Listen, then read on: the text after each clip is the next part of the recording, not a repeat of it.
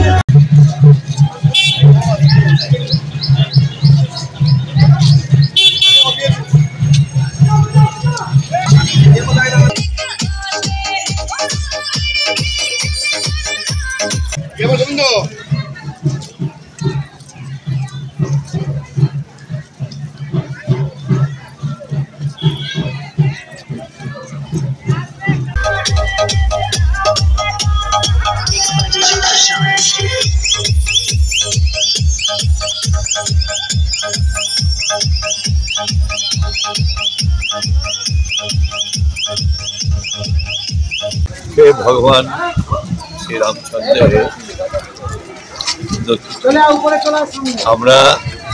प्रति बछर दिन के श्रद्धार संगे पालन करी। 25 नम्बर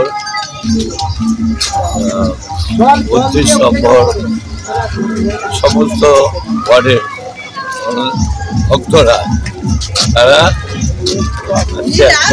कलश যাত্রা অর্থাৎ নদী থেকে জল নিয়ে সেই জল দিয়ে ওইখানে আমাদের রামচন্দ্রপুরে পাড়া কুলিপাড়া সেখানে মন্দিরের আমাদের কুলিপাড়া থেকে আমাদের একটা কলস যাত্রা উপলক্ষে একটা র্যালি বেরিয়েছে।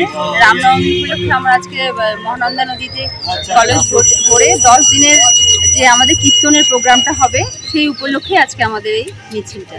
আজকে আমাদের এই 25 নম্বর ওয়ার্ডে কুলিপাড়া থেকে বেরিয়েছি আমরা।